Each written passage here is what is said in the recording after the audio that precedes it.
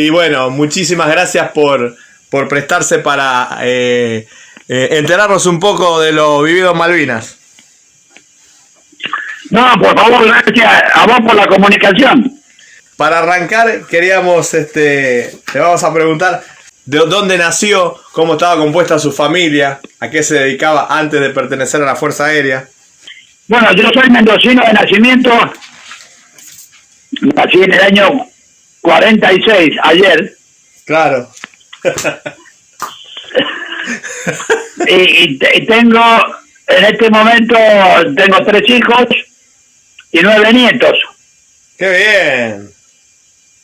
Así que, bueno, gracias a Dios, toda una familia que realmente me ha brindado todo su amor y su protección, y que eso ayuda mucho a superar aquellas cosas que Malvinas, por supuesto. Bueno, eso es lo que te decía, que realmente creo que la familia es algo muy importante para cualquier ser humano, y en particular para quienes tuvimos la suerte y la gracia de Dios de poder estar en Malvinas. El cariño y lo que toda la familia significa a uno lo ayuda mucho a enfrentar aquellas cuestiones que como ser humano enfrentarse en la guerra no son fáciles. Seguramente. Y bueno, contar con ellos realmente a uno le da la fortaleza para superar todo lo que significa eso y enfrentar la vida con la fortaleza que da eso, ¿no? ¿Cómo nace esa vocación de ingresar a la Fuerza Aérea Argentina? Bueno, realmente yo he sido siempre una persona que me gustó todo lo que se encontraba en el aire. Desde muy chico, los pájaros, las aves. Acá en Mendoza, la montaña siempre se ve el vuelo de las aves, sobre todo en altura. Y además, de muy chiquito, me recuerdo haber visto la famosa cuadrilla de tiro, que en su momento ganó la competencia con Estados Unidos con el sabre. Haber visto volar la escuadrilla Q del Sur sobre el Parque San Martín acá en Mendoza, esos son recuerdos que han quedado muy grabados de muy chico. Qué lindo.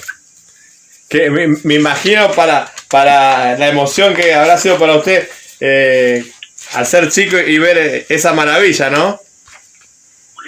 No, por supuesto, uno miraba al cielo, veía las aves volando, después eso se ponía como ejemplo esos aviones haciendo pasaje acá arriba de la ciudad, después el concurso de tiro, en fin, hechos que fueron galonando un poco esa ganas de sentirme como un ave en el cielo. El hecho de poder compartir esa gran visión que es el vuelo, ese sentido y ese sentimiento que siente un piloto cuando se encuentra en la inmensidad del espacio, su máquina, su amor por lo que hace, su espíritu, bueno, conjuga una serie de sentimientos muy especiales, muy especiales. Porque el vuelo tiene eso, a uno lo junta con la inmensidad del espacio, lo junta con mirar hacia abajo y ver desde lejos la tierra, de sentirse en algunos momentos con una fortaleza que lo hace creer uno que es el dueño y señor de todo, y en momentos después la pequeñez del ser humano frente a lo que significa la naturaleza. En fin, es un cúmulo de sentimientos difíciles de expresar en palabras, pero que a uno le llena la vida. No quiero dejar pasar este mensaje que llega de Carlos Rubén Beranec. Dice: buenas noches, estimado señor Brigadier Tomba. Un placer escuchar su relato de aquella experiencia vivida en nuestra querida Van Cóndor de la Fuerza Aérea. Un fuerte abrazo. Bueno, igualmente para vos, con muchos recuerdos, con mucho sentido de haber vivido juntas cosas muy importantes, así que a pesar de que la distancia a veces nos separa mucho, pero lo que sentimos en nuestro corazón nos mantendrá unidos para toda la vida. Un fuerte abrazo. Qué lindo que se reencuentren a través de este programa. Me decía que bueno, nace esa vocación e ingresa a la Fuerza Aérea Argentina, supongo que acá en Córdoba, ¿no es cierto? Claro, yo ingresé en la escuela de aviación en el año 64. Y en el 68 hago el curso de aviador, y después vengo a Mendoza, hago la escuela de caza acá en Mendoza.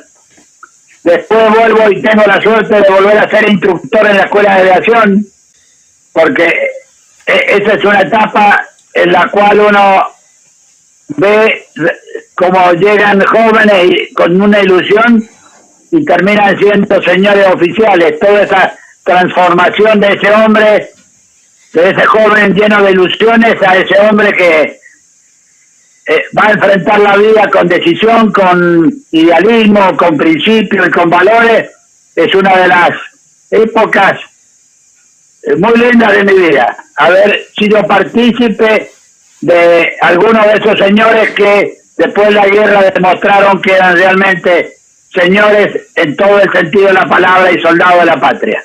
Y nombra la palabra valores, que hoy está tan guardada la palabra valores y los valores mismos, ¿no es cierto? Es que yo creo que en la vida de todo ser humano, aquello que lo mueve a hacer cosas que van un poco más allá de lo normal es lo que uno lleva en el corazón, lo que uno lleva como principios y como valores, porque la vida no tiene sentido si uno no hace algo en pos de eso que cree, de eso que siente, de eso que lo hace a uno vivir momentos inolvidables. Y eso es lo que lo mueve al ser humano. Yo creo que el ser humano tiene esa virtud de sentir aquello que nos hace distinto a todos los animales, aquello que no solamente está en la inteligencia, sino en el corazón. La inteligencia sirve para pensar y el corazón para mover la voluntad para hacer cosas que en un momento la patria lo demandó y no tuvimos dudas de hacer aquello por lo cual habíamos jurado defenderla. Y eso se lleva en el corazón, se lleva en lo que uno cree, en esos valores que hablábamos, en esos ideales. Y bueno, de ver a nuestra patria alguna vez íntegra, alguna vez coronada de todo aquello que le pertenece por historia, aquello que le pertenece por ser aquello que el río vida. Y bueno, seguiremos detrás de eso siempre, que la vida nos permita, tratando de hacer eso, aquello que nos muestra ese camino, aquello que nos muestra lo que creemos, lo que soñamos y por lo que hemos vivido. Qué grande, qué grande. ¿Cómo lo sorprende ese 2 de abril? ¿Cómo recibe la noticia de que se habían recuperado las islas? ¿Y cómo es que es convocado para participar de esta gesta histórica y tan importante para los argentinos? Yo ese 2 de abril estaba haciendo la escuela de guerra en la Fuerza Aérea del grado de capitán. En el último año de capitán uno va a hacer la escuela de guerra, que son 2 años. Había terminado el primer año, estaba haciendo el segundo año de la escuela de guerra, y el día 2 de abril me enteré, estábamos en Buenos Aires, me enteré por la radio de que se había recuperado Malvinas. Así que con mucha alegría y de haber escuchado eso, salí con mi señora y mis hijos a la Plaza de Mayo a festejar, como tantos argentinos que nos encontramos en la Plaza de Mayo festejando eso que había sucedido, la recuperación de las islas. Así que en ese momento fue sumamente de alegría, de compartir con mis señoras y mis hijos uno de los sueños que uno había tenido desde muy joven, desde que aprendió que Malvinas eran argentinas y estaba en manos de alguien que no debía tenerlas.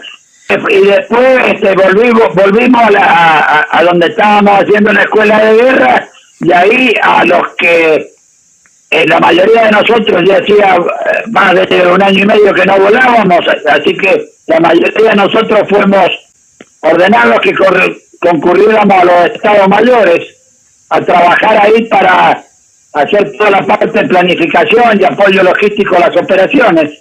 Y así fue como me tocó ir a un estado mayor, y estando en el estado mayor empezamos a recibir información de que los aviones Pucará de las islas tenían algún problema con el sistema de armamento del avión. por la situación donde estaban operando, en medio de la intemperie, con temperaturas muy bajas, en un ambiente de mucha salinidad, que había algunos problemas con los sistemas eléctricos electrónicos, los manos compactores del avión, Sí. que a veces impedían aprovechar el lanzamiento de todo el lanzamiento de las armas. Así que bueno, aprovechando esa excusa me presenté voluntario para ir a Malvinas. O sea Y que, así fue como alrededor del 24 de abril partí hasta Comodoro en un avión de línea y de Comodoro a Malvinas en un F-28. así comienza la parte de la historia para usted, presentándose voluntariamente. Es que yo me sentía que no estaba haciendo en ese lugar una acción totalmente burocrática, no me sentía bien, sentía que no estaba en el lugar donde yo quería estar, así que a mi señora le dije, mira, yo le digo negrita cariñosamente, Sí. no me siento bien, acá no puedo estar, así que voy a intentar ir a Malvinas. Y ella, que me acompañó toda la vida, que fue mi compañera y que supo acompañarme siempre al lado de los momentos más difíciles, en un momento me dijo, si vos te sentís mejor estando allá, yo me voy a quedar con los chicos y yo voy a cuidar por vos. Así que así fue. Qué grande, por Dios. Qué decisión y qué acompañamiento el de su esposa, porque no habrá sido para nada fácil teniendo chicos, quedarse sola. No, mi hija mayor tenía en ese momento alrededor de 10 años, el segundo 8 y la más chiquita tenía 3 años, 4 años, así que te imaginas que para ella de golpe, al tener que asumir eso, no le fue fácil. Seguramente que no. Pero bueno, esto es un poco lo que yo te mencionaba antes, la importancia de la familia, la importancia de querer y sentir lo mismo. Eso es muy importante para que uno, cuando elegimos este tipo de profesión, esta profesión de servicio como es la Fuerza Aérea, en la cual uno sabe que las horas no son horas ni los días son días, sino que hay que prestar un servicio a la patria y que cuando lo elegimos sabíamos que si en algún momento iba a sonar el clarín íbamos a tener que estar en donde la patria nos necesitara. Y bueno, y por eso pensé que mi deber no era estar ahí, porque yo tenía gente más joven que yo, gente que había sido mis alumnos, que estaban ahí, y me pareció que mi lugar no era detrás de un escritorio, sino que era en los fierros donde había estado toda la vida. Qué ejemplo para sus alumnos, sus soldados que había entrenado profesionalmente, que usted esté ahí también, ¿no? Es que, bueno, yo no sé si soy ejemplo, porque creo que los ejemplos son nuestros grandes héroes, San Martín, Belgrano, ellos son los ejemplos. Nosotros intentamos ser lo mejor que podemos con la voluntad que nos permite sobrellevar los momentos difíciles. Somos como todos los seres humanos, con nuestras virtudes y con nuestros defectos, intentando siempre hacer aquello que pensamos que es lo mejor para nuestra patria. Y eso nos tocó. Bueno, yo por eso digo que siempre le doy gracias a Dios que me permitió estar en Malvinas, porque para quienes, te repito, elegimos esta profesión de servicio, era la culminación de toda una capacitación, de todo aquel juramento que hicimos, porque lo sentíamos en lo profundo de los corazones y teníamos que estar en donde hiciera falta y en el lugar que pudiéramos dar lo mejor de sí para que las cosas salieran lo mejor. Exactamente. ¿Cómo fue ese llegar a Malvinas? ¿Cómo lo recibió Malvinas? Y bueno, yo llegué a Puerto Argentino ahí estaba el brigadier Castellano, estaba con su Estado Mayor, y pensando que yo iba para quedarme ahí. Y yo le dije, no, yo vengo a donde están los fierros, así que quería ver cuál era el tema que preocupaba y a la vez estar con la gente con la cual había participado, porque yo tuve la suerte de ser el piloto de prueba del avión Pucará, así que lo conocía mucho el avión, había hecho ensayos de armamento en ese avión, así que tenía un conocimiento bastante profundo del avión, y a donde podía hablar más de sí, a donde podía aplicar todos esos conocimientos. Así que tuve 2 días en Puerto Argentino y ahí fui a la base Cóndor, donde estaba el escuadrón Pucará desplegado. Frenando un poquito y volviendo otra vez un poquito la historia atrás, ¿cómo fue que fue elegido piloto de prueba del Pucará? O sea que lo vio nacer prácticamente este avión. Claro, yo después que fui instructor en la escuela de caza, en ese momento estaba prácticamente saliendo de producción los aviones, y hacía falta pilotos que pudiéramos evaluar y certificar los aviones cuando salían de la fábrica. Así que, bueno, de Mendoza fui a la fábrica, y ahí prácticamente los 5 años que estuve fue trabajando en el avión, haciendo evaluaciones y experimentos en el avión. Así que te imaginas que después de esa experiencia de estar haciendo ensayos en el avión, hasta el año 80, el 81 el primer curso, el 82 Malvinas, y bueno, la conclusión es que tenía que estar donde estaba el avión, porque mucho de lo que los pilotos en Reconquista tenían del avión era lo que de alguna manera había sido certificado cuando salieran los aviones de la línea de producción. Así que también era parte de decir, bueno, acá estamos. Lo vio nacer al Pucará y lo voló y lo pudo otra vez encontrarse con él. Yo creo que para nosotros los pilotos tenemos una integración entre el avión, entre los fierros y el ser humano. Cuando uno tiene esa experiencia de haberse integrado a la máquina, donde uno dice, los fierros me están transmitiendo sensaciones que de otra forma no se sienten. Cuando una vibración en el avión a uno le hace sentir algo que los instrumentos no lo dicen, es porque hay una simbiosis, hay una integración entre el avión y el hombre que lo vuela, que lo conforman en una sola cosa. Qué bárbaro. Ni el avión vuela sin el piloto, ni el piloto vuela sin el avión. Exacto. Y esa integración es algo que expresarlo en palabras es muy difícil, pero es como si fuera parte de uno y uno parte de eso, ¿no? Es como lo describió recién, una simbiosis. Tal cual. Como bueno, gente que se va sumando a la transmisión, dice buenas noches, un abrazo grande al invitado brigadier BGM Carlos Tomba de parte de Marta Ranzams.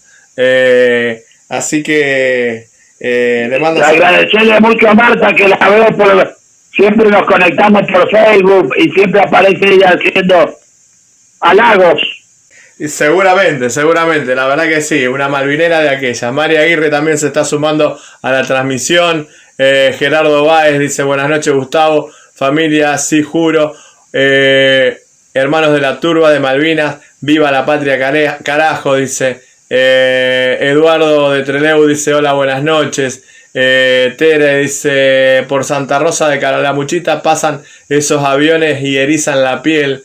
Qué lindo, que bueno, que la gente se vaya conectando y vaya escuchando esta entrevista que tenemos hoy. Carlos me decía que bueno, se presenta en Malvinas, que quería ir y estar con los fierros, como dijo usted. Quería estar ahí en la base aérea militar Cóndor, ¿no es cierto? Así es. Bueno, y ahí llegué, por supuesto, los mecánicos los conocía mucho porque estando en la fábrica había ido a Reconquista, había estado con ellos trabajando, así que muchos de ellos los conocíamos, y a veces aquellas personas que nosotros los pilotos somos la cara visible, pero en ellos está ese duro trabajo que a veces no es reconocido en toda su integridad, de trabajar día y noche, con frío, con calor, con hielo, sin hielo, poniendo todo de sí para que los aviones estuvieran en servicio. Y ese es un reconocimiento que le debemos a ellos porque, bueno, nosotros somos la cara visible, pero nosotros, los pilotos, sin ellos, seguramente no haríamos nada de lo que hemos hecho porque quienes permitían que realizáramos nuestra tarea era el trabajo incansable, el trabajo dedicado, preocupado, porque hacían cosas extraordinarias para que los aviones tuvieran servicio y pudiéramos salir a volar.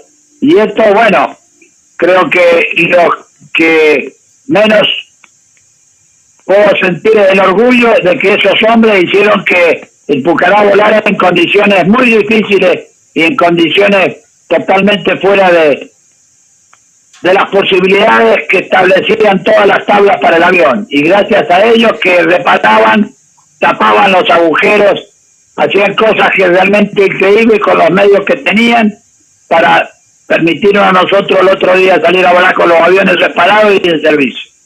Ahí se empiezan a ver las acciones inglesas, se viene el 1 de mayo, ¿cómo lo encuentra el 1 de mayo, el primer bombardeo? Bueno, el 1 de mayo fue el día en el cual yo tomé conciencia de lo que significaba la guerra.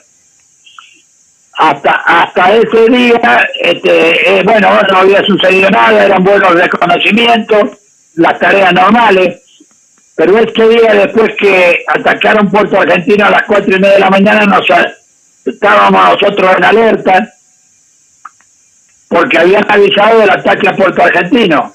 Claro. Estaba muy mala la visibilidad, techo nubes, así que estaban las escuadrillas, la primera escuadrilla con Brunner a la cabeza, para salir a despegar, cuando el radar que teníamos, un radar ELTE, un radar más chico, nos avisa que tenía señales de ecos en la pantalla.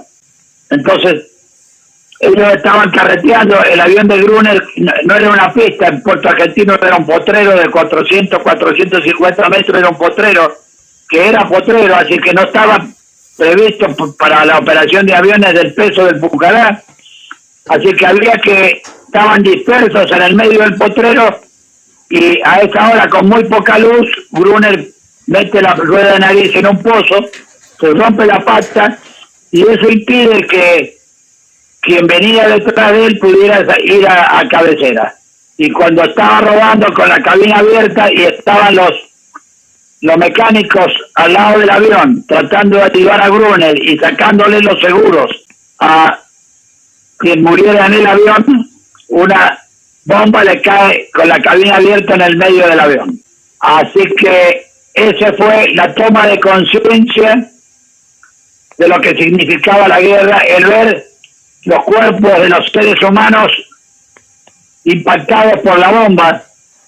Eso en mí generó realmente una sorpresa muy dolorosa, porque si bien habíamos experimentado lo que era el lanzamiento de armas, si bien habíamos lanzado armas en los campos de tiros, pero nunca habíamos visto el efecto de las armas en seres humanos, o por lo menos yo no lo había visto, y no creo que la mayoría de nosotros de Fuerza Aérea no lo habíamos visto tampoco. Y eso fue la toma de conciencia de lo que era la guerra, de lo que significaba, porque yo estaba en el puesto de comando en ese momento, que estábamos a 30, 40 metros de donde habían caído la bomba de los Harrier, sí, donde estaba el avión explotado y los mecánicos muertos. Y bueno, y ese fue la gran toma de conciencia y el dolor de ver a esos camaradas muertos ahí al lado del avión, el dolor de verlos así, y a su vez la gran fortaleza que sentí en ese momento, porque dije, si nuestra patria nos está pidiendo la vida de ellos, es porque nosotros tenemos muchas cosas que hacer todavía. Y eso fue el momento de dolor, en un momento para verlos a ellos, que corrimos a verlos, y la fuerza que sentía adentro. Dije, esto no puede quedar así, tenemos que estar tener la fortaleza de realizar nuestra tarea en pos de ellos, que eran, así fue el bautismo de nuestra Fuerza Aérea. Entonces, fueron los momentos difíciles de donde uno dice, saca fuerza de la flaqueza, saca fuerza del dolor para enfrentar lo que venía por delante, que era la guerra. Pero aquello que creo que nos mueve, que son los ideales, los valores, el amor a la patria, nuestra vocación de servicio, es lo que nos da las fuerzas para superar los momentos duros y difíciles de dolor y enfrentar el camino que nos tocaba por delante. Así que ese fue el primer día en el cual tomé conciencia de lo que era la guerra y tomé conciencia del deber que nos quedaba de ahí para adelante para que esa muerte no fuera en vano y para tratar de recuperar aquello que era parte de nuestra identidad y de nuestra patria. Mensajes que llegan, dice, una escena muy triste y desgarradora, difícil de explicar con palabras, dice Carlos Beranec. Lo que estaba comentando. De ahí en más, una vez, bueno, que ya estábamos en guerra, que ya se venía la guerra por el tema del bombardeo del 1 de mayo, ¿cómo siguen los días para usted? Y bueno, a partir de ahí empezaron las operaciones, los vuelos ya eran ya con mucha mayor precisión, con mucha mayor necesidad, porque evidentemente nos dábamos cuenta de que a pesar de que por la acción de la Fuerza Aérea se había rechazado el desembarco previsto por los ingleses para ese 1 de mayo, sí, por la reacción que tuvo la Fuerza Aérea desde el continente, implicaba de que teníamos que redoblar los esfuerzos para evitar ese intento de otro segundo desembarco.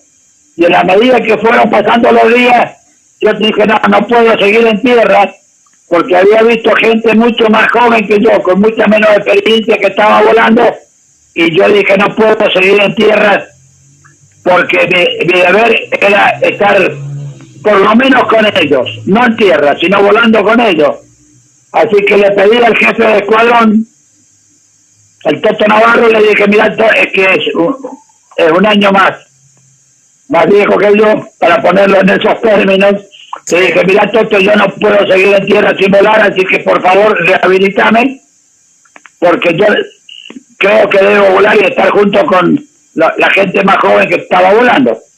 Así que medio que me tenía muchas ganas el Toto, pero al final aceptó, me rehabilitó y a partir de ahí empecé a volar con las escuadrillas. ¿Cuáles eran las misiones que tenía la escuadrilla ya en esos momentos? Las misiones que teníamos era todo reconocimiento ofensivo, porque hasta ese momento no teníamos información de la ubicación de la flota. Nosotros dependíamos de las misiones que nos ordenaban desde el puesto de comando que estaba en Puerto Argentino, y de ahí nos daban las misiones. Y eran todo reconocimiento ofensivo, es decir, salíamos con armamento a recorrer el perímetro de las islas para ver si había algún buque que se acercara, porque a partir de ahí empezaron los ataques nocturnos. Se acercaban los buques a la noche o los días de muy mala meteorología, cañoneaban a la isla y se volvían a retirar en cuanto cambiaban las condiciones o tenían información que salían aviones del continente. Así que nosotros no teníamos ninguna información respecto de la posición de los buques, sino que nos manteníamos con esa tarea, hacer reconocimiento ofensivo sobre todo la superficie de la isla para evitar que se iniciara el desembarco, que presumíamos que se iba a realizar en algún momento. Claro. Eran salir a recorrer casi todos los días, ¿no es cierto? Claro, si hacíamos los días que estaban en buena meteorología, salíamos a recorrer la superficie de la isla, el perímetro, meternos en el mar a ver si se veía algo que permitiera hacer un blanco o permitiera inferir de que se habían acercado a las islas. Todo eso condicionado, por supuesto, a que no había iluminación en las pistas, los aviones por el tipo de turba se nos enterraban las ruedas de los aviones en la turba, así que con todas las limitaciones que teníamos por el uso de ese potrero como pista de operaciones, hacía de que, bueno, nuestras misiones eran esas. Y ahí dedicábamos todo el esfuerzo, ¿no es cierto?, a cumplir con eso. Claro, o sea, les tocó una parte bastante difícil, porque encima la pista no acompañaba nada, ya habían recibido el bombardeo, se tuvieron que mudar, ¿no es cierto?, de ahí, o permanecieron ahí. No, parte de una escuadrilla salió, se fue a Puerto Jova, y de ahí ustedes saben que por una operación de la SAS destruyeron el Pucará, que estaban aterrizados ahí en Hobart. Sí.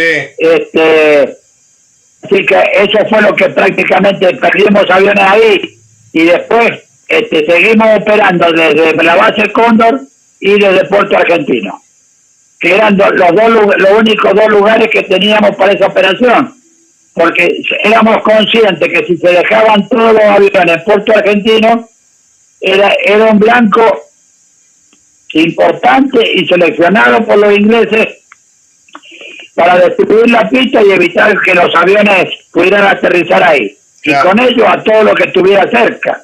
Así que teníamos que tener esa otra opción, que era la pista de la base Cóndor, que, como te decía, era un potrero, tuvimos que bajar los alambrados de los extremos de la pista para que nos diera la distancia de despegue. Teníamos que despegar prácticamente con la mitad de combustible por el peso. Para poder llevar algún tipo de armamento teníamos que bajar el peso, porque si no nos daba la distancia de despegue con los aviones. Hablando de armamento, para los que no conocemos mucho del tema, ¿qué tipo de armamentos usaba el Pucará en Malvinas? Bueno, lo que pasa es que acordate que para la Fuerza Aérea, desde el año 62, se había definido que la Fuerza Aérea tenía la responsabilidad del control del espacio aéreo, las operaciones aéreas de apoyo a la superficie, las operaciones aéreas tácticas y las operaciones aéreas estratégicas. La guerra en el mar. Sí. La guerra en el mar era una tarea que se le había dado a la Armada y al Ejército, por supuesto, la guerra en superficie. Entonces nuestra experiencia con el buque era cero. No teníamos ni habíamos tenido ninguna experiencia en ataque a buque, producto de esa directiva que teníamos, o de esa decisión que se había tomado al máximo nivel del país, donde nosotros no teníamos la responsabilidad de la lucha en el mar. Motivo por el cual, a partir del día 2 de abril, empezaron las experiencias respecto del ataque a buques que se hicieron realizando tareas con los buques de nuestra Armada. Y en este momento lo que se pensaba, por todo lo que estaba escrito, que las fragatas misilísticas eran imposibles de atacar por los sistemas de radar que tenían los misiles superficie-aire. Entonces nuestro entrenamiento había sido siempre el ataque con bombas, con ángulos, digamos, arriba de los 10 grados, para darte una idea, 10 grados de ángulo. Era ataque con 30 grados o 45 ángulos de picada. Cuando se intentó hacer eso con los buques, nos dimos cuenta de que nos detectaban tanto antes, que era imposible llegar al buque sin ser derribado. Entonces se empezó a bajar para tratar de entrar por debajo del lóbulo de radar. Es decir, el lóbulo de radar, cuando tocas la superficie desde la altura de la antena hasta que toca la superficie, ahí los ecos se confunden y no puede distinguir si es agua, si es tierra o es de algún medio aéreo que viene. Es decir, que eso fue lo que nos permitió acercarnos a los buques en una distancia tal de que lo mismo que los aviones, que el armamento que lleva el avión tiene un cierto seguro para que tome una distancia respecto del avión y no explote debajo de la sala. Claro. Los misiles de los buques también tienen un tiempo de seguridad para que no exploten próximo al barco, sino exploten cuando ya están en vuelo varios segundos después.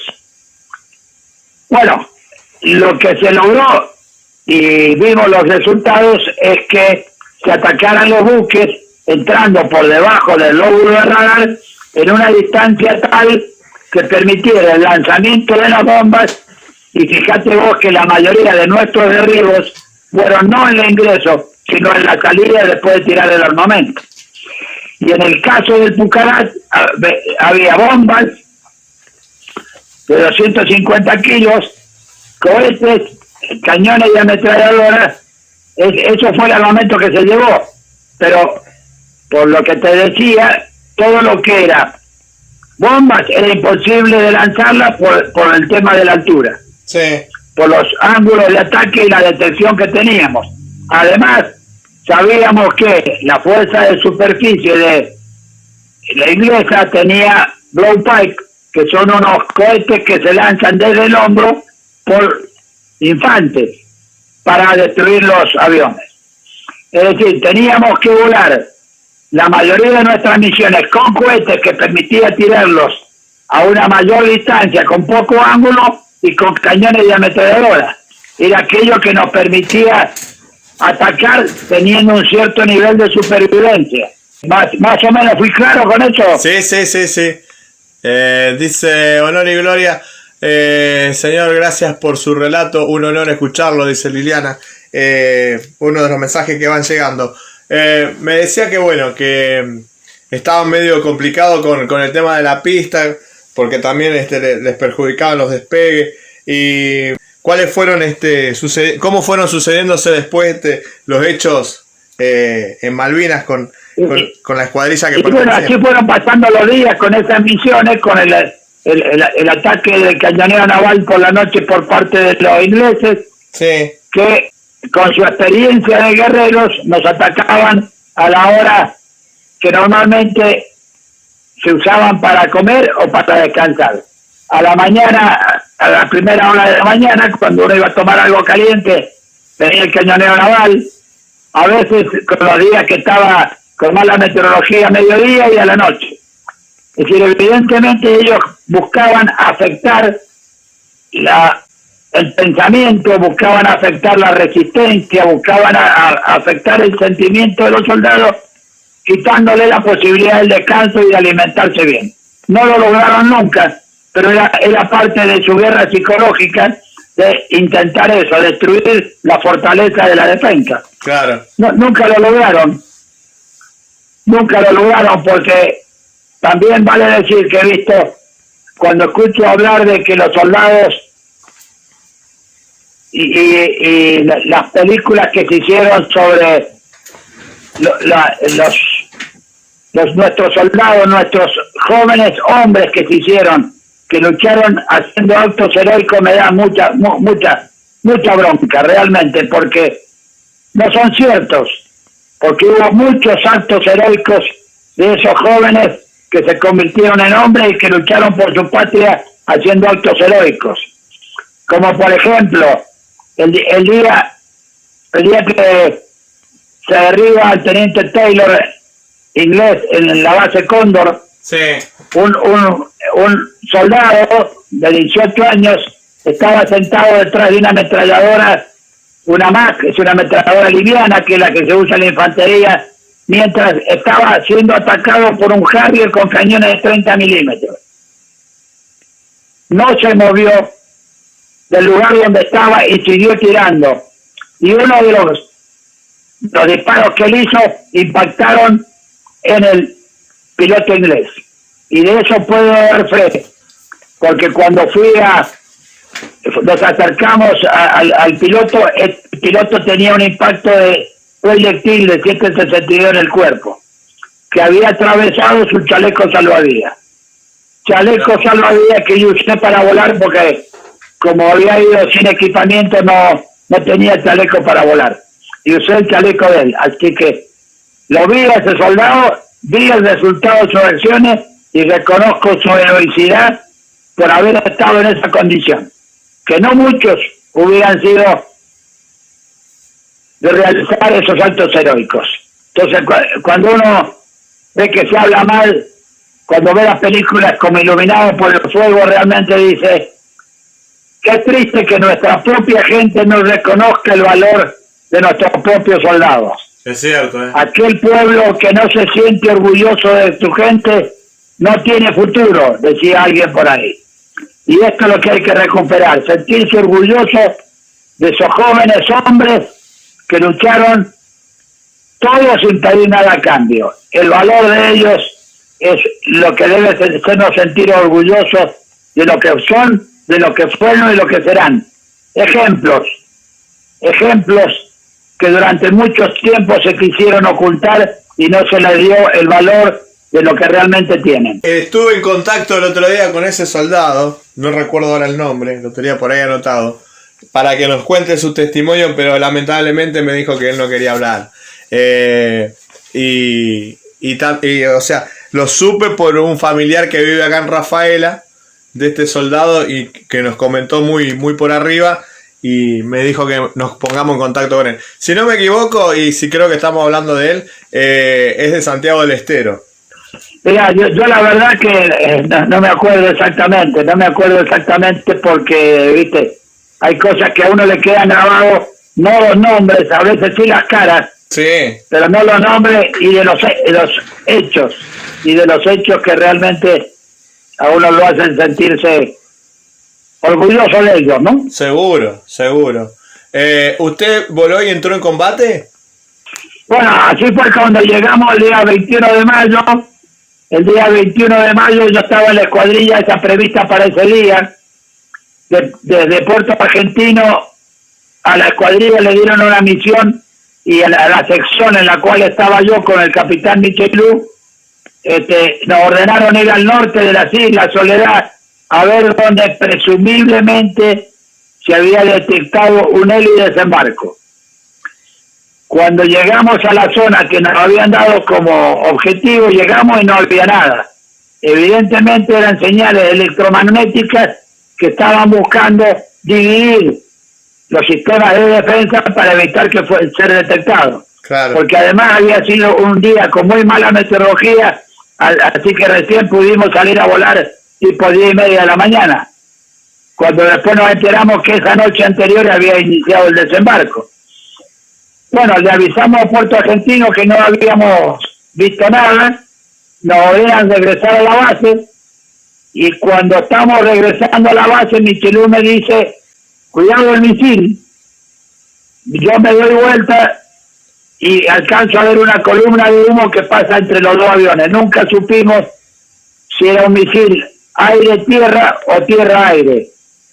Nos pegamos más aún al suelo, nos metimos debajo de una nube, dimos una vuelta alrededor de un charrito y no vimos más nada. Así que salimos hasta la vertical de la base Cóndor.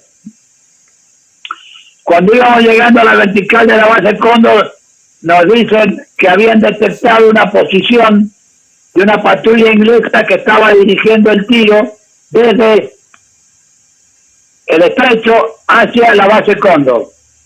Así que bueno, nos dirigimos a esa posición, alcanzamos a verlos, destruimos la posición y nos ordenaron seguir hasta el estrecho a ver qué era lo que había, porque hasta ese momento no se sabía qué era lo que había en el estrecho. Estábamos llegando al estrecho con Michelú y alcanzamos a ver unas fragatas que estaban en el estrecho cuando Michelú me dice, yo me acuerdo que dijo, guarda los Harrier, él me dice que vio bandido a las 6, pero no importa. Yo miro hacia arriba y veo dos Harrier que estaban justo en la vertical nuestra arriba. Lo que no vi fue el tercer Harrier que ya se había descolgado de esa posición para atacarnos a nosotros. Bueno, nosotros teníamos previsto maniobras defensivas para hacer en el caso de ser atacados, que eran círculos cerrados. El Pucará tenía la gran virtud y tiene la gran virtud de hacer viajes de muy poco diámetro, una de las virtudes que tiene ese avión, Sí. círculo en el cual no podían atacarnos aviones de alta performance.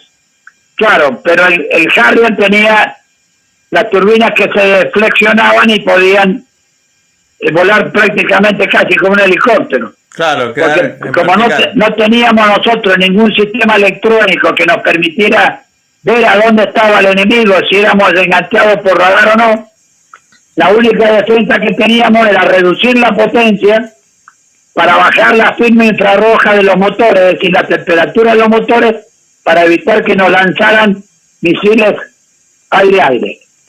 Y reducir la velocidad al mínimo para que el círculo ese defensivo fuera tan chiquito que impidiera a los aviones tirarnos. Después de hacer 2 o 3 giros estos de defensivo, yo siento un ruido muy sordo, el avión vibra completamente, y con un rumor como si fuera una tormenta. Miro hacia mi ala izquierda y tenía el ala perforada. El ala izquierda estaba perforada como si fuera una rosa. Pero el avión seguía volando, yo tenía control sobre el avión, así que decidí pegarme más aún al suelo tratando de evitar que me tiraran una segunda ráfaga. Bueno, no fue así, y después de unos instantes, siendo otra ráfaga, eran cañones de 30 milímetros, donde el avión volvió a vibrar todo un ruido muy fuerte y sordo, y veo que se me prende fuego el motor. Cuando quiero maniobrar y cambiar la actitud del avión, me doy cuenta que me había quedado sin comando. Sí, el avión no respondía a los comandos, así que en ese momento tomé la decisión de inyectarme. Bueno, y gracias a Dios no me acuerdo más desde el momento que tiré la palanca de inyección hasta que sentí que estaba colgado y suspendido en el aire. Y cuando miro hacia abajo siento que estaba tocando con los pies del suelo, es decir, que prácticamente me había inyectado, no sé, 5 o 8 metros, una cosa prácticamente pegado al suelo. Bueno, gracias a Dios no me pasó nada, me quedé quieto, sentí que el avión que había caído a unos 40, 50 metros donde yo estaba, explotaba la munición que le quedaba arriba. Me quedé quieto, no me moví porque sentía los Harrier sobrevolando, hasta que dejé de sentirlo. Ahí armé un poco el paracaídas por la duda que me buscaran, supieran de que yo estaba bien. Saqué el equipo de supervivencia que va en el asiento inyectable del avión y empecé a caminar. Esto fue como a tipo 11 de la mañana, 11 y cuarto de la mañana, y empecé a caminar hacia donde yo pensaba que estaba la base Cóndor. Claro. Estuve caminando, yo creo que crucé alguna línea de los ingleses, cruzando arroyos, hasta que a eso a las 6:30, 7, no tenía ningún traje antiexposición, ningún traje especial, solo el pijama que tenía debajo de mi buzo de vuelo, que era el que me había dado mi señora. Si me quedaba a la intemperie iba a morir congelado, así que busqué algún lugar donde refugiarme. Encontré una vieja casucha de cuidadores de ovejas, me acerqué, no había nadie, así que entré. Dije, bueno, por lo menos voy a quedarme a cubierto esa noche, cuando empecé a sentir el ruido de un helicóptero. Los helicópteros Bell tienen un ruido que es muy particular y que es inconfundible, el ruido de sus palas. Para quien ha visto algunas películas de Vietnam, escuchan el ruido y lo identifican. Ese es el ruido del Bell. Bueno, salí y tiré una bengala y dije, esperando que me vieran, el ruido no se acercaba. Dije, bueno, no me han visto, y me volví a meter adentro de la casucha. Seguía sintiendo el ruido cerca, en total oscuridad, en el total silencio, así que los ruidos se sentían. Volví a salir y volví a tirar otra bengala, y ahí siento que el helicóptero se empieza a acercar, es decir, que habían visto la bengala. Bueno, se acercó el helicóptero, bajó su oficial, me dio un gran abrazo, vamos, que tenemos que llevar. Y ahí subió el helicóptero, y en el helicóptero estaban los dos jóvenes tenientes, Longar y Brea, que desobedeciendo una orden que se le había dado de regresar porque no estaban habilitados para volar nocturno, ni el helicóptero estaba en condiciones de volar nocturno, habían desobedecido la orden porque estaban buscando un camarada. Qué grande. Actos heroicos de jóvenes que poniendo la vida de ellos y su tripulación seguían buscando un camarada que estaba perdido. Mirá si tenemos ejemplos como para sentirnos orgullosos de esa gente. Qué va. Bueno, y gracias a Dios volvimos de noche, como no había iluminación, con encendedores, con linterna y con las faros de los autos, hizo un círculo para que pudiéramos aterrizar, porque no se veía nada, era la total oscuridad. Y así, gracias a Dios y al esfuerzo de esos dos héroes y de su tripulación, por supuesto, regresé gracias al vivo a la base Cóndor, y ahí nos tomamos una de las últimas botellitas que quedaban en la alegría del festejo de haber regresado. Qué bárbaro. Mensaje que llegan, dice... fue derribado por Carlos Rubén Beranec, dice, fue derribado por un Sea Harrier FRS-1 XZ451, se eyectó, lo salimos a buscar con un Bell, encontramos los restos del avión, bajamos a inspeccionar y estaba el paracaídas bien doblado debajo del asiento, lo que nos indicaba que estaba con vida. Lo teníamos que encontrar antes que las patrullas inglesas que estaban por todo el terreno, y por suerte así ocurrió. Lo encontramos, fue un momento de mucha alegría, dice Carlos. La verdad que sí. Y bueno, después de mucho tiempo tuve la suerte de poder juntarme con esa tripulación en Buenos Aires cuando publicaron un libro sobre la acción de los helicópteros en la guerra. Y tanto Brea como Longar también me invitaron a que yo pagara una deuda, porque después de eso había quedado, le había dicho que les debía una botella de whisky, y pasaron muchos años hasta que un grupo de argentinos fue a Malvinas y logró sacar algunas piezas del avión, y en un pequeño evento en Morón me regalaron este cuadro donde está la bandera argentina y parte de los restos de mi avión. Realmente un hermoso recuerdo que tengo muy cerca de mí. Dice Carlos que Palas al Rescate se llama el libro. Exactamente, vos disculpame, pero dado mi juventud a veces se me olvidan algunos nombres. Doctor Carlos Beranec, quien nos dice que se llama Palas al Rescate el libro. Bueno, y lo escribió Vergara, otro de los pilotos de helicópteros que estaban con vela allá en la isla. Sí, es más, lo hemos entrevistado a Vergara. Como después de ese rescate, de ese volver a nacer, podríamos decir, ¿no?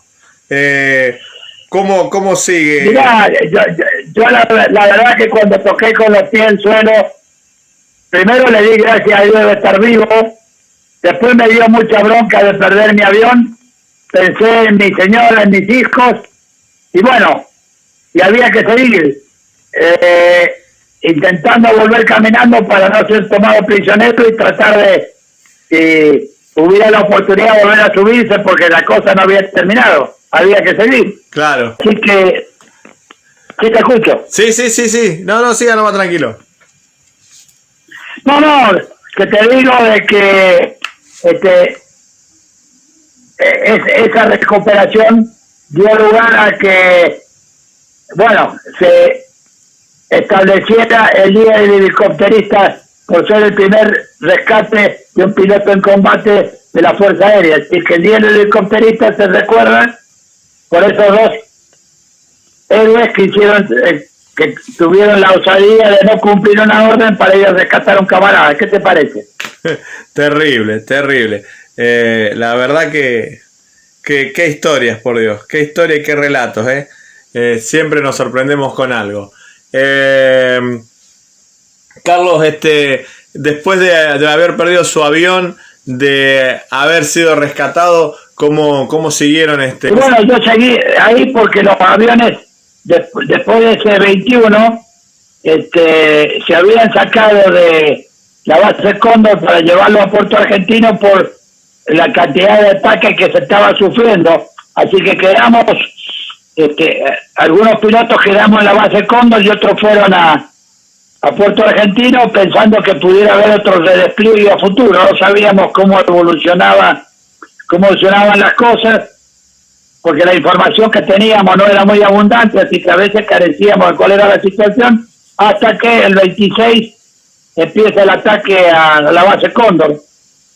Y ahí, con el armamento de los aviones y con el ejemplo de nuestros mecánicos, se armaron coheteras, sacando las que se usaban en los aviones, se sacaron, se pusieron arriba de un tractor, arriba de un tobogán, en varios lugares para apoyar la defensa de la base que estaba en ese momento realizada por ejército. Ellos tenían la responsabilidad de la defensa y nosotros nos apostamos con nuestra gente, nuestros oficiales y los oficiales, tratando de apoyar la defensa con los elementos que teníamos.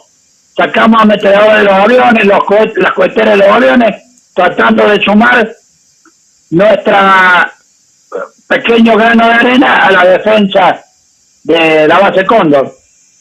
Y bueno, y lamentablemente no se logró defenderla, y ese fue otro de los días tristes de la guerra, el día de la rendición, porque la noche anterior a la rendición, una reunión de la gente más antigua que estaba ahí, y muchos nos negamos a rendirnos y otros no, motivo por el cual, bueno, se produjo la rendición, y a partir de ahí nos separan a mí, a otros dos oficiales de Fuerza Aérea, nos separan del grupo de prisioneros y nos llevan a San Carlos, en donde nos encierran en una habitación de 3x3, 3x4, donde había una bomba de 250 kilos argentina sin explotar, y nos juntaron a personal de la Armada y personal de Ejército. Y ahí tuvimos varios días ahí en esa pieza, que nos dieron al principio nada más que agua, después nos dieron la alimentación, empezamos con la tita de patefoie, comiendo con la mano porque tampoco teníamos utensilios, pero bueno, el dolor era de haber tenido que dejar las armas, el dolor era de haber tenido que rendirse, y uno de prisionero después tiene que sobrevivir, porque no sabíamos qué pasaba mañana, y además cuando nos separan del grupo de presos, evidentemente alguna información tenían de nosotros, nunca supe por qué ni qué, pero bueno, el médico que estaba ahí en el frigorífico San Carlos, que había hecho una sala de primer auxilio, una pequeña sala de cirugía, me viene a ver, cuál era mi condición. Yo estaba sin ningún tipo de daño de ningún tipo, así que, y como yo hablo un poco de inglés, sí. Bueno, en un momento estuve colaborando con él para transmitirle cuál era el problema que tenían nuestros soldados que llegaban heridos, y como él no hablaba nada de castellano, había que traducirle un poco. Así que bueno, y ese grupo éramos 12, en ese grupo estaba Oteniak, es un oficial de ejército, sí, que dibuja muy lindo, y hizo un cuadro de esos 12 que éramos, poniéndole el título Los 12 del Patíbulo. Mirá vos. Recordando esa vieja película, y nos hizo un dibujo de los 12 que estábamos ahí, bueno, 3 de Fuerza Aérea, varios de Ejército y uno de la Armada, en fin, y es hermoso recuerdo que todavía tengo de ese dibujo, tengo el original. Y bueno, recordando de muchos momentos que pasamos juntos, porque siempre nos sacaban a nosotros, nos llevaban a lugares donde no había nadie, a los buques nos bajaban, cuando se juntaban muchos prisioneros nos llevaban a otro lugar, en fin. Y así estuvimos hasta el 14 de julio, que fuimos el último grupo de prisioneros que nos entregaron en Puerto de Madryn. Ahora, ¿nunca se supo por qué? Yo la verdad que nunca sé, porque este médico, bueno, yo lo que sí debo decir también, que el trato con nosotros fue siempre de mucho respeto. La verdad que uno reconoce que siendo un país guerrero, ellos respetaban mucho a aquellos que teníamos un buzo de vuelo. Era un trato distinto respecto del resto. Y yo creo que el producto de, bueno, de aquello que hace que un pueblo que ha guerreado toda su vida sabe cuáles son los cánones y el respeto que merecen a quienes están en un momento del otro lado, que fue una de las cosas que yo me preocupé, porque siempre pensé qué sentía por los ingleses. Los odiaba, los quería matar, qué sentía. Y cuando pasó un piloto prisionero por la base Cóndor, lo fui a ver, porque quería saber como ser humano qué sentía por otro ser humano. Y me sentí contento de que estuviera vivo, porque me pareció que éramos seres humanos defendiendo aquello que creíamos que era nuestro, y que como seres humanos no debemos caer en la bajeza de matarnos a cualquier costo, sino que se combate por lo que se cree, por los valores y por los principios, pero cuando el individuo pierde su herramienta de combate, que es el caso de los pilotos, se merecen el máximo los respetos por aquellos que nos distingue, que son los caballeros del aire. Y que creo que a pesar de todo se siguió, salvo algunos malos ejemplos que hubieron en la guerra, se siguió siempre considerando como algo muy especial de los hombres del aire. Qué historia, por Dios. Acá dice mensajes que llegan. Poktiosnak era el soldado dibujante, dice. Poktiosnak, sí. Frente de mi posición, dice Gerardo Báez, perteneciente al RI-25. Frente a mi posición, a ver, para que vamos, ahí está. En uno de los días de ataque, un avión envuelto en fuego que se eyectó el piloto inglés explota en el aire. Eso fue el 1 de mayo y no podían encontrar al rato, encuentran al inglés, dice Gerardo Báez. ¿Qué más tenemos? Acaba de sumarse también a esta transmisión Norberto Francisco Basáez, también que estuvo en el Cóndor, también estuvo. Oh, el negro Basáez. Sí, como acaba de sumarse. Buen representante cordobés. Sí. Como también ha pasado por Sí Juro, ha pasado también por nuestro programa, así que qué bueno que... No, sí, realmente, bueno, con el negro tenemos mucha historia de haber volado juntos en la fábrica, él como radiooperador en la fábrica, volamos mucho tiempo juntos, así que nos conocimos, desde la época de la fábrica y después Malvinas, así que, ¿qué quiere que diga? Como la fábrica era ¿Qué querés que...? Sí. ¿Qué querés que diga? ¿Está ahí el negro escuchando? Sí, se nota. Entró a la transmisión, seguramente está escuchándolo.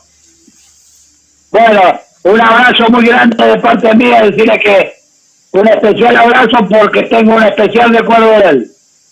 Qué grande, qué lindo. Qué bueno. Eso es uno de esos hombres, viste, que hablamos recién. Sí. De que no se los conoce, que porque no son la figura del momento, pero que con su trabajo diario de hormiga, en silencio y con mucha efectividad, son capaces de ser actos heroicos. El negro es uno de ellos. Qué buen reconocimiento. Y cómo habla de la gente que está abajo de los aviones, ¿no? Sí, pero yo creo que la Fuerza Aérea es una institución integrada por seres humanos sin los cuales cada uno en su especialidad, cada uno en su expertise, en lo que sabe hacer, logra que la cosa funcione. Y a veces, como te decía recién, los pilotos somos la cara visible, pero nosotros no seríamos o no logramos hacer lo que se hizo si no fuera por toda esa gente, especialistas, mecánicos, técnicos, radiooperadores, que con su silencio y con su trabajo, con su esfuerzo diario, logran que la máquina funcione. Y eso tiene un valor para nosotros, porque nos sentimos seguros por lo que ellos hacen y por ese país que recibe el esfuerzo de ellos de manera de una entrega sincera, leal, directa y sin esperar los honores, solamente por la satisfacción del deber cumplido. ¿Qué cosa más linda que esa puede haber? Qué lindo y qué buen reconocimiento. Carlos, querido, ¿cómo, bueno, una vez que fue tomado prisionero y contaba esto de que, bueno, los tenían de un lado para otro, ¿cómo siguió después, una vez que volvió al continente? Bueno, después de regreso al continente,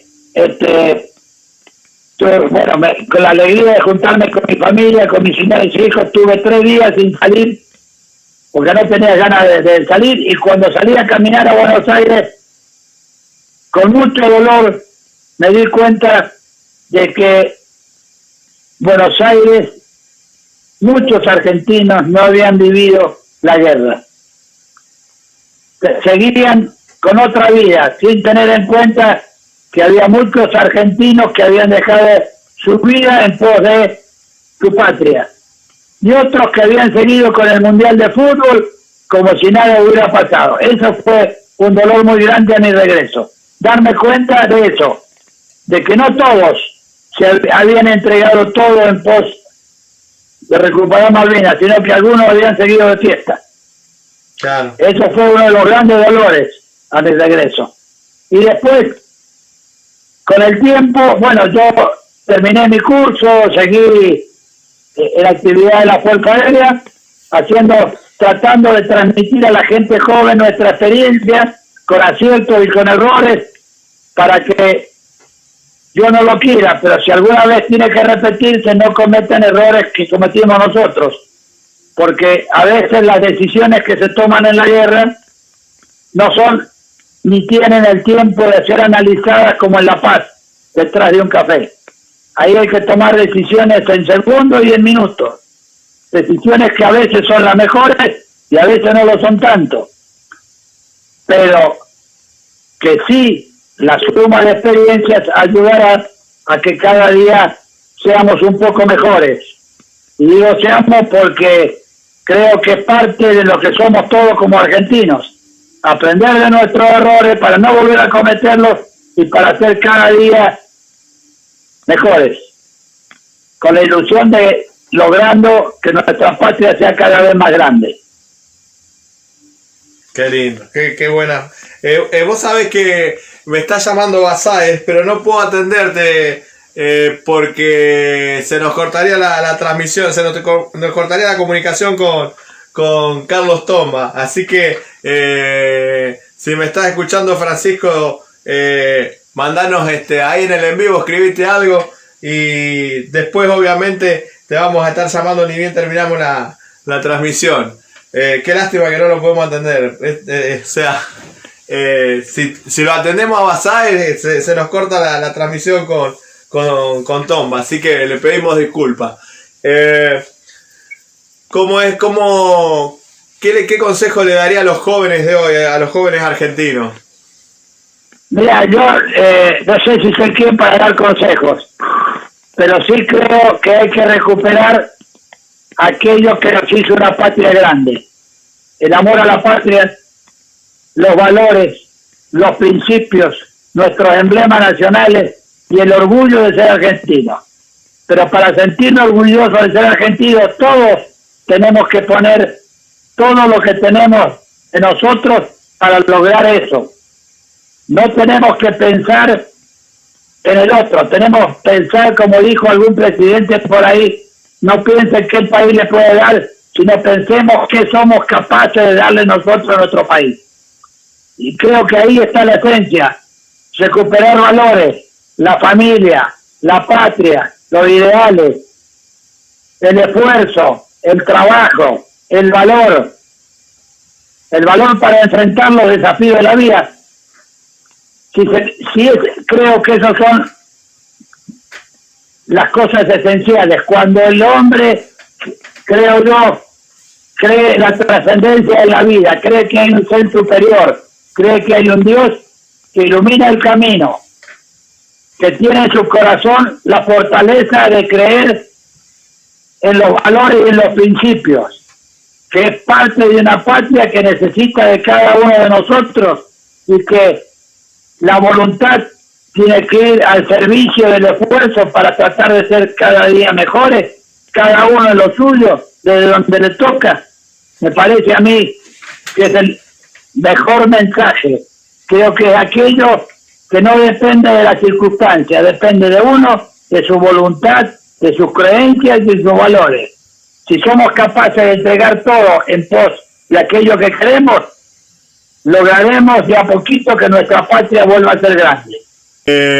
Mensajes que siguen llegando a la transmisión. Dice: no se quiere lo que no se conoce, por eso no crecemos como país. Ustedes fueron y serán por siempre los verdaderos protagonistas de la gesta del 82, sin distensión de rango ni de fuerza. Los respeto profundamente, dice Teresa, que está siguiendo la transmisión a través del Facebook.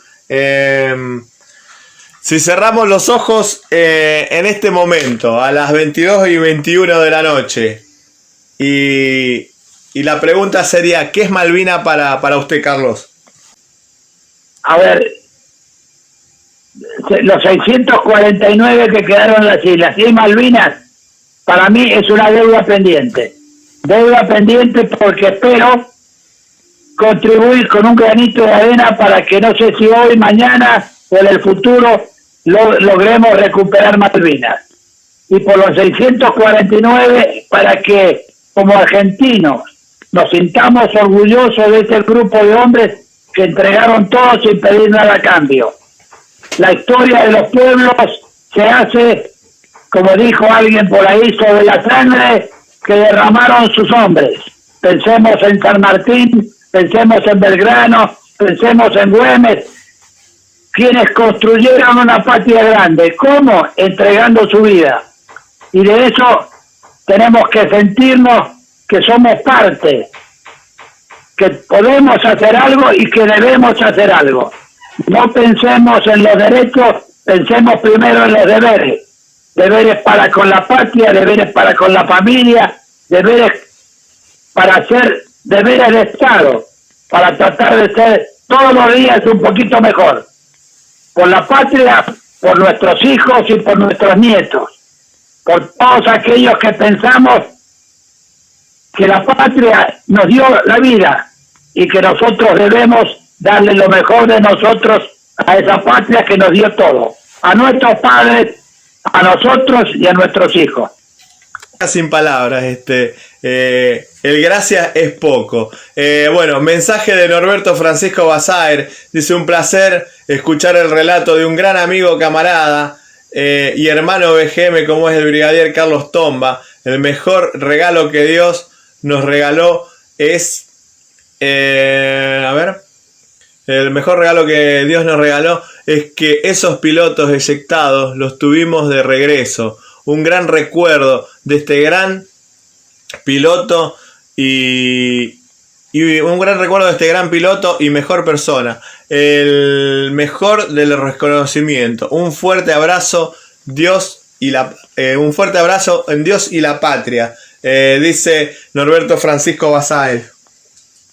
Yo no le voy a decir todos los nombres, solamente negro, un fuerte abrazo, nos une aquello que hemos vivido.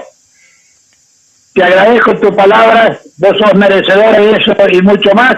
Solamente quiero decirte que gracias por tus palabras y que seguiremos pensando, como vos bien dijiste, en Dios y en nuestra patria, tratando de poner nuestro granito de arena para ese futuro que tanto ansiamos, para tratar de dejarle a nuestros hijos y a los hijos de nuestros hijos lo mejor que nuestra vida nos permita hacer. Un fuerte abrazo, negro. Qué lindo, qué lindo. La verdad que es emocionante escucharlos y las palabras que nos deja usted, Carlos, como veterano. La verdad que bien que nos hace todo esto y qué falta hace a los argentinos de que tomen conciencia sobre todo esto, ¿no? Que es tan importante. Bueno, yo te agradezco a vos porque eso que estás haciendo vos desde tu lugar, desde tu tarea como periodista, de tu tarea, es también parte de lo que necesitamos. De que se conozca la verdad, de que se sepa que cometimos aciertos y errores y que se reconozca a Malvinas como aquello que es una meta para nosotros como argentinos, lograr su recuperación. Seguramente no por las armas, pero sí en el pensamiento indeclinable que no importa el tiempo, es una tarea para sentirnos orgullosos de que nuestra patria esté completa con todo aquello que le pertenece y los hombres que lucharon por ella.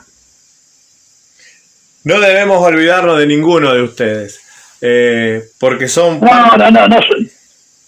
son parte son la historia viviente de nuestro país, de nuestra patria. Son los que hoy nos dejan este testimonio para que después nuestros hijos, nuestros nietos puedan escucharlos las veces que quieran y decir qué valientes que fueron nuestros soldados y en ir a esta gesta tan importante para los argentinos. Por ahí me trabo porque es emocionante este relato. Bueno, te agradezco mucho. Realmente no somos nada más que argentinos que Dios nos dio la oportunidad de luchar por nuestra patria. Cualquiera que nuestra patria como parte de nuestro ser seguramente será capaz de hacer lo mismo que hemos hecho nosotros. Dios nos dio la oportunidad, pero no somos nada más que seres humanos normales que intentamos hacerlo mejor. Y seguramente si dejamos el legado de nuestra historia, el legado de los ejemplos que quedaron en Malvinas, seguramente habrá muchos argentinos que también sigan luchando desde su lugar para construir esa patria grande y recuperar nuestras islas. Carlos, querido, no le robo más tiempo. Quiero agradecerle infinitamente por esta nota, por su tiempo, por haber estado aquí en Sijuro y haber pasado por estas entrevistas, por ser parte de la historia argentina. Te agradezco mucho por eso. De nuevo, gracias por lo que estás haciendo. Gracias por tu esfuerzo para transmitir la experiencia, porque eso también tiene mucho que ver.